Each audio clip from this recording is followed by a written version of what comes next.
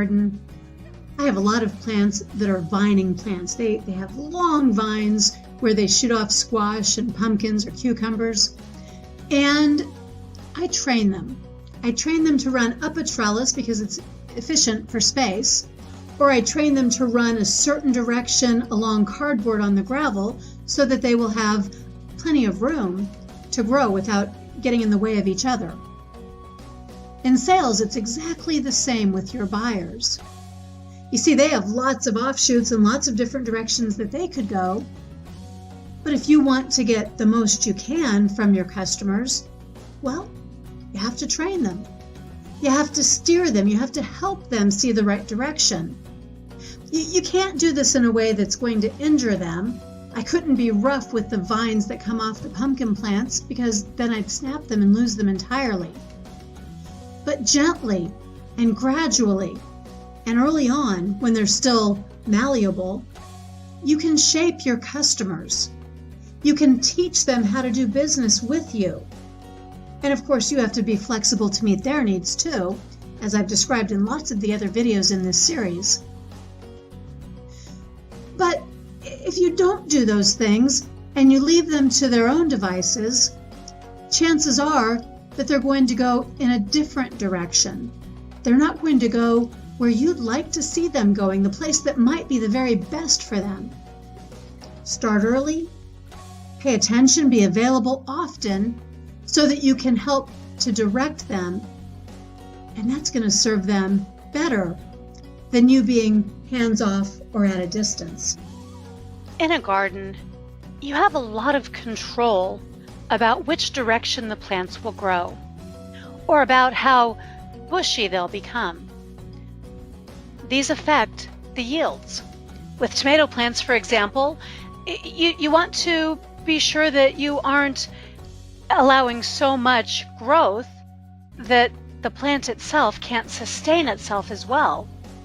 To get a lot of fruit production, a lot of tomatoes from a tomato plant, you want to snap off any of the branches that are dying on the vine.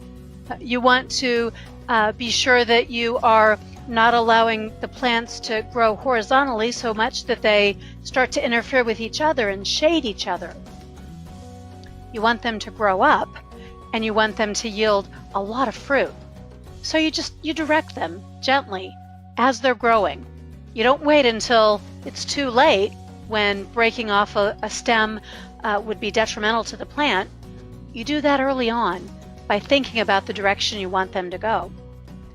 This is especially true with any sort of plant that vines. Cucumbers, squash, tomatoes, not tomatoes, but pumpkins is what I meant to say there. I grow a lot of these plants, these vining plants, because I have the room for it, and I like to train them to grow up instead of out, which means that for certain plants like cantaloupe, I have to give them little supports because we don't want the fruit to get so heavy that it snaps the vine. There are some, like the great big pumpkins, that I allow to vine out across the gravel in the garden. I plant those in a place where I know they'll have plenty of space to do that. But even with those, I direct them so that they're growing the direction I want them to, the direction where the cardboard has been laid out for them so the gravel doesn't dent the soft skins when it first grows. When you're training the plants that vine, training them a certain direction, you have to redirect them. They're going to try to grow every which way. But with the supports that you give them and with the ways that you help them attach their parts of the vine that shoot out and cling to the structures you give them, you're helping them to go into the places where they can be safest and have the most support and do the best over the long term. And when you do that, you get the very best results possible. You get great big pumpkins and more of them, for example. You get more ornamental gourds and squashes. You'll have to look at another video to see those. You get bigger, you get better, and you get more when you take the time to do some training throughout the life of the products in your garden.